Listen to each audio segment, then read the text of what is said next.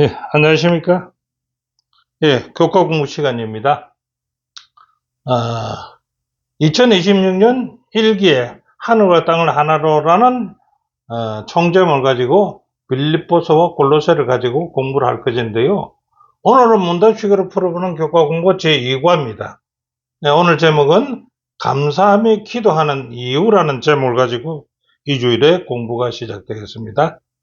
자, 제2과 감사하며 기도하는 이유라는 제목을 가지고 하는데요.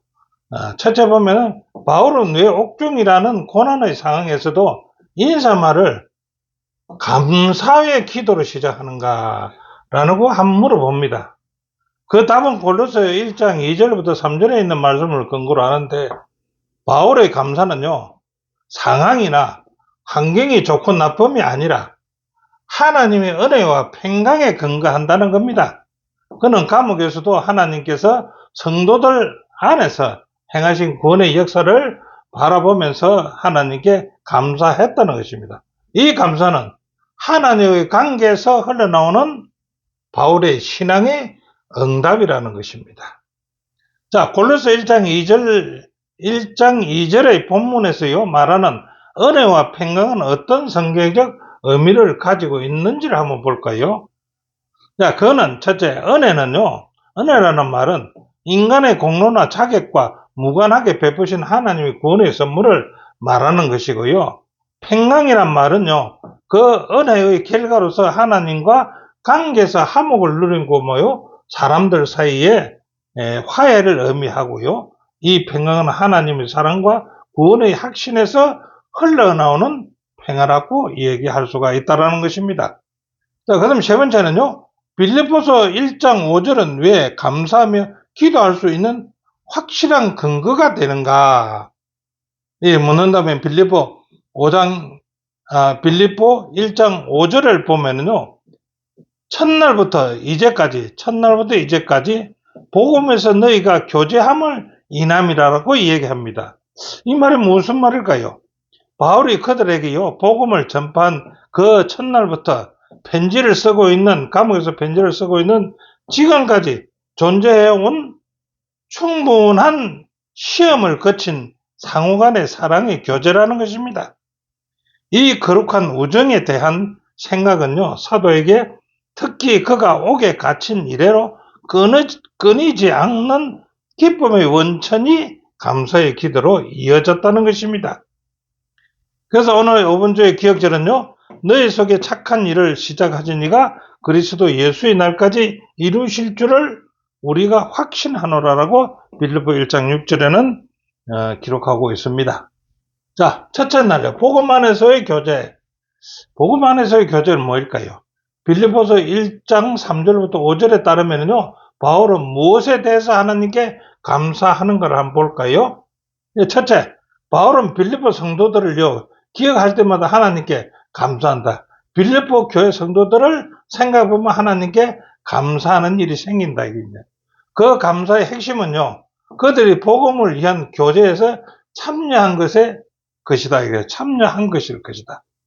예, 그래. 이 빌립보 교인들이 복음을 위한 교제에 적극적으로 참여했다는 것입니다. 이 교제는 단순한 친분이 아니라 복음을 위한 지속적인 바울과의 동력자 역할을 했다는 것입니다. 자, 그들은요, 바울의 사역과 고난에 실제로 동참했다. 빌립보 4장 14절부터 15절이요. 예, 그래서 이러한 신실한 참여가 바울의 감사와 기쁨의 그 근거가 된다라고 얘기하는 것입니다. 자, 두 번째로요. 빌립보 1장 6절부터 8절에서요, 바울이요, 빌립보 성도들에게 주는 확신이 있을 것입니다. 그 빌립보 교인들에게 주는 확신, 어떤 확신일까요? 바울은 하나님께서 그들로 시작하신 선한 일, 복음이죠. 선한 일을 끝까지 이루실 것을 사도 바울은 확신했습니다. 자, 이 확신은요, 성도들의 연약함이 아니라 하나님의 신실하심에 근거한 확신이라 이 말입니다. 두 번째는 너희가 내 마음에 있다라고 얘기합니다. 무슨 뜻입니까? 바울은 빌립보 성도들을 깊이 사랑하고 소중히 여긴다는 뜻이 너희가 내 마음에 있다라고 표현한 것입니다. 세 번째는 함께 은혜에 참여한 자라고 바울은 이야기합니다. 이 말은 뭡니까? 빌립보 성도들은요, 바울과 같은 편에서 기도와 물질, 마음으로 복음 사역에 함께 참여한 사람들이라고 사도 바울은 말하고 있습니다. 이 말을 갖다가 다시 말해서 함께 은혜에 참여한 자라 이렇게 기록을 했다는 것입니다. 또 세 번째는 빌립보 1장 7절에서 바울은요, 자신의 투옥 생활에 어떻게 이해하며 그것이 왜 중요한지를 한번 볼까요? 빌립보 1장 7절, 내가 너희 무리를 위하여 이와 같이 생각하는 것이 마땅하니 이는 나의 매임과 복음을 번영함과 확정함에 너희가 다 나와 함께 은혜에 참여한 자가 되었더라라고 얘기합니다. 그러면서 바울은요, 자신의 투옥을요, 복음을 변호하고 확정하는 기회로 이해했고요. 예, 바울이 그 투옥 사항에서도 이해한 사항이 뭡니까? 네, 복음을 변호하고 확정하는 기회로 이해했고요.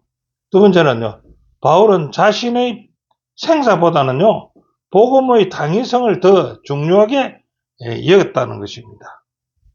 세 번째는 이 태도는요, 성도들에게 고난 속에서도 사명의 우선순위를 가르친 것이므로 아주 중요하다라고 얘기합니다. 그 중요한 이유는 성도들에게 고난 속에서도 사명의 우선순위를 그 빌립보에 가르쳐 준 것이다라고 얘기합니다. 그래서 교훈은 저자는 이렇게 적었습니다. 바울이 예수의 고난에 참여한 것처럼 빌립보 성도들도 바울의 고난에 참여하며 지속적으로 복음 안에서 교제했기에 그의 인사에는 항상 감사와 기쁨이 가득했다라고 저자는 기록하고 있습니다. 자, 둘째 날 바울의 기도 요청은요. 자, 빌립보 1장 9절부터 11절에 바울은요, 기도의 초점을 모으시며 바울은 어떤 중요한 요청을 드리고 있는가 한번 볼까요? 빌립보 1장 9절로 11절은 내가 기도하노라.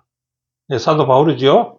너희 사랑을 지식과 모든 총명으로 점점 더 풍성하게 하사 너희로 지극히 선한 것을 분별하게 하고 또 진실하여 허물 없이 그리스도의 날까지 이르고 예수 그리스도로 말미암아 의의 열매가 가득하여 하나님의 영광과 찬송이 되게 하기를 사도 바울은 기도한 것입니다.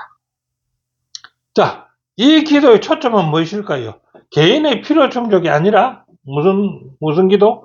교회와 성도들의 영적 성숙과 하나님께 영광이 되는 삶의 기도의 초점이 맞춰졌다 이겁니다.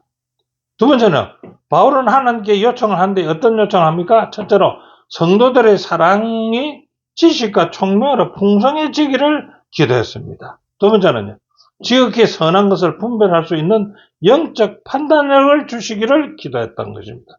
세 번째는요, 진실하고 허물 없는 삶을 살게 기도한 것입니다. 네 번째는요, 예수 그리스도로 말미암아서 의의 열매가 가득하게 매달리고라고 요청을 한 것입니다. 자, 바울의 기도의 구성 요소는 어떻게 되어 있는가? 그 구성 요소를 한번 본다면요. 첫째는 사랑을 더 풍성하게 해주라고 기도의 구성 요소는 그렇게 나왔습니다. 두 번째는 모든 것을 분별하라고. 그 다음에 세 번째는 흠이 없이 하라고요. 네 번째는 그리스도로 말미암은 의에 이르라고 기도의 구성이 그렇게 되어 있다는 것입니다. 자, 그 내용은 여러분께서 이렇게 읽어보시면 되겠고요. 자, 그래서 교훈은 이렇게 말합니다. 바울의 기도와 감사는요, 전체로서의 교회를 강조한 것입니다. 바울의 기도는 전적으로 타인을 향한 것이지 자기를 위한 것이 아니고 교회 전체를 위해 그리고 교회의 안녕을 위해서 바울은 기도했다는 것입니다.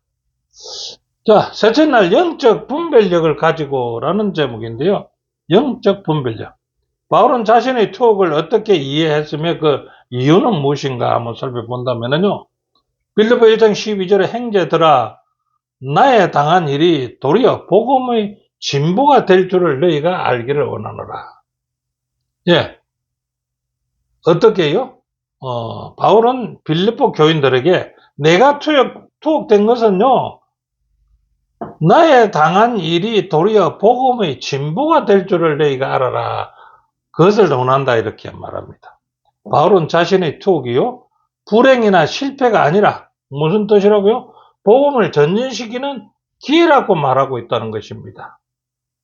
자, 이러므로 나의 매임이 그리스도 안에서 온 시대, 그 시대점은 모두의 시대 안과 기타 모든 사람에게 나타났다라고 얘기하는데, 그의 사설은요, 사설에 매있으니 그의 사설은 사역의 종결처럼 보여지지만은, 이런 눈으로 보면은 오히려 로마 시대와 주변 사람들에게까지 알려져 그리스도가 전파되는 통로가 되었다는 것입니다. 그가 사설에 매이고 옥에 갇힌 것이 복음 전파의 통로가 되었다라고 얘기합니다.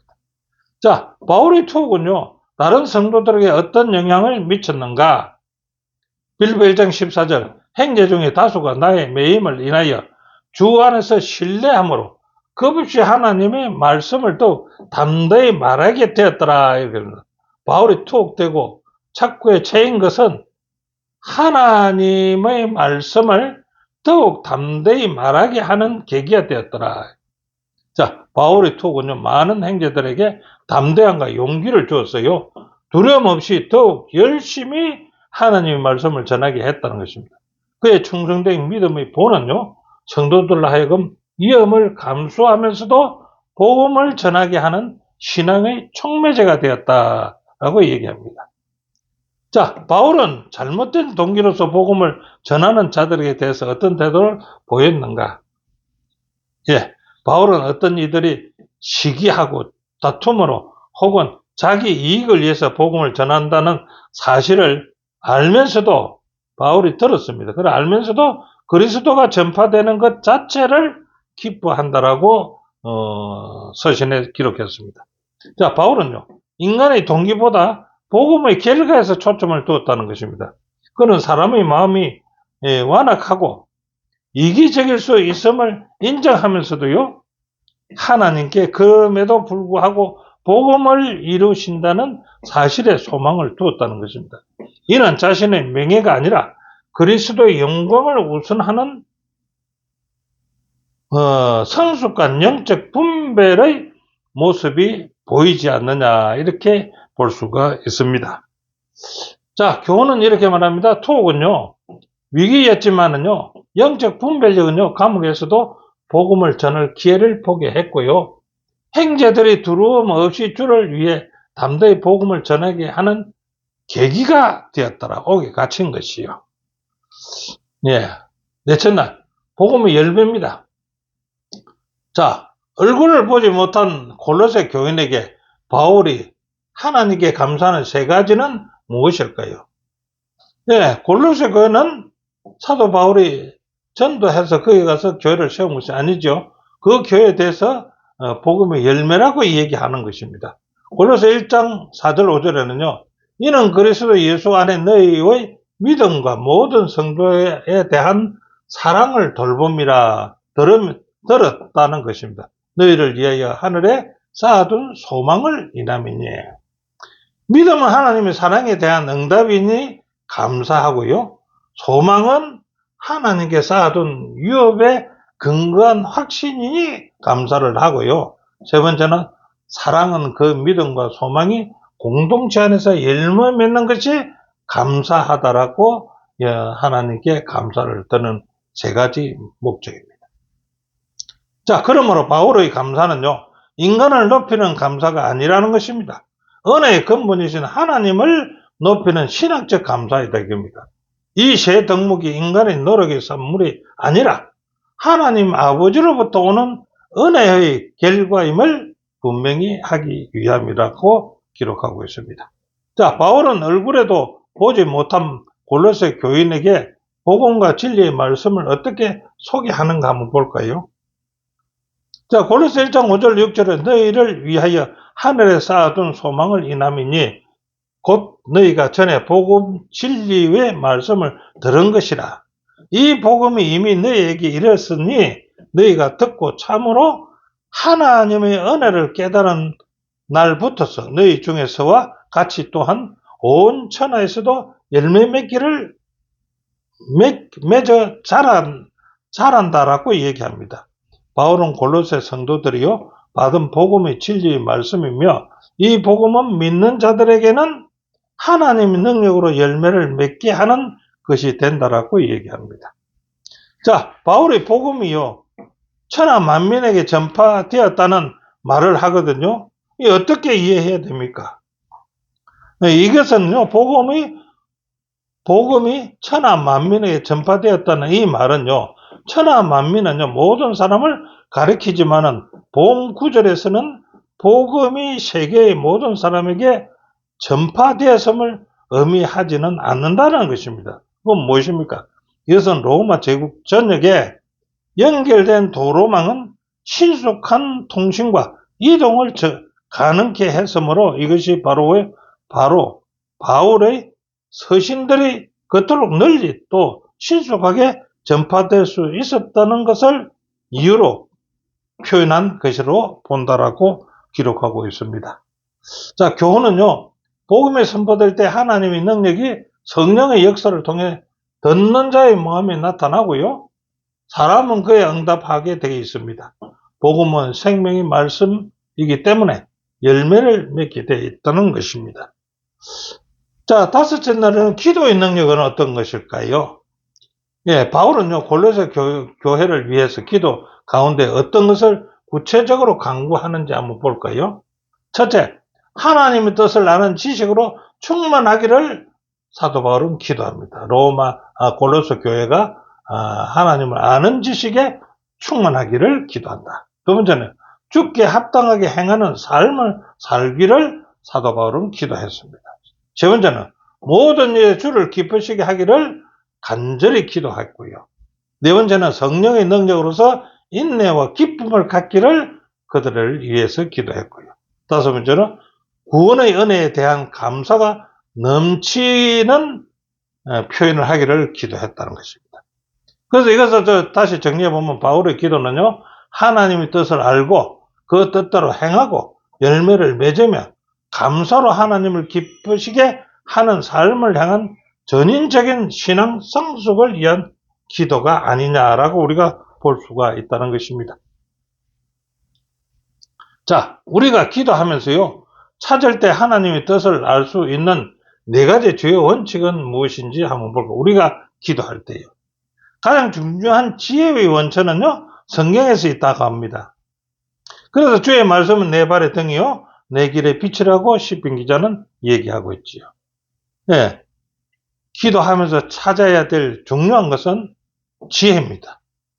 두 번째요, 하나님께서는 대언의 영, 계시록에 나오는 통해서 마지막 때를 위한 특별한 지혜를 우리에게 주셨고, 이는 엘렌 화이트의 저술을 통해서 나타나는 대언의 영을 우리는 찾기를 기도해야 된다.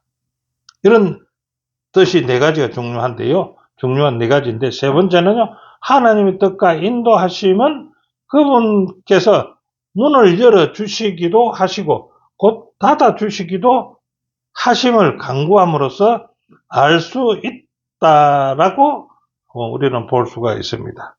그래서 하나님이 인도하심으로써 문을 열어달라는 거죠. 네 번째는 성령의 음성을 분별하는 법을 알게 될 때 성령께서 우리를 인도하시네. 그러니까 성령의 음성을 분별할 수 있는 지혜를 달라고 하나님을 뜻하는 네 가지에는 이렇게 네 가지가 있다는 것입니다. 자, 바울은 또한 그리고 오늘날 우리의 삶이 어떻게 하려고 교훈하는지 한번 볼까요? 우리를 위한 교훈입니다. 모든 선한 일에 열매를 맺어야 한다는 거죠. 하나님 아는 지식에서 자라야 된다고 합니다. 마지막으로 감사할 줄 알아야 된다. 그것이 그의 방법이다라고 얘기합니다. 자, 그래서 교훈에는요, 바울은 우리가 주님의 뜻을 알고 성령의 역사로 말미암아서 주의 법을 따라 살고 행동하며 모든 일에 선한 열매를 맺고 자라며 주님을 기쁘게 하기를 사도 바울은 기도했다는 것입니다. 자, 오늘 공부는 여기까지고요. 결론을 이제 한번 지어본다면 이렇습니다. 첫째로 바울이 감사로 인사하는 것은요, 천사도 살피기 원하는 기쁜 은혜와 사랑에서 나오는 소망과 평화의 선물 가운데 그들이 거하기 때문이다라고 얘기하고요. 두 번째는 빌립보 성도들은요, 바울의 고난에 동참하며 복음 안에서 교제하였다. 그는 고난 가운데서도 감사하며 영적 분별력을 통해서 하나님의 역사를 보았다라고 얘기하고요. 세 번째는 골로새의 복음의 열매가 맺히게 된 것은요, 주의 말씀은 생명이며 열매를 맺기 때문이라고 얘기합니다. 네 번째는 바울은요, 이타심을 보여줬고요, 연합된 교회를 강조하고요, 교회는 성령의 역사를 따라서 자라남이 그때 주님을 기쁘게 하는 열매를 맺을 것이라고 결론을 맺었습니다. 자, 여기까지 함께 공부해 주신 여러분 대단히 감사합니다. 다음 주에 다시 뵙겠습니다.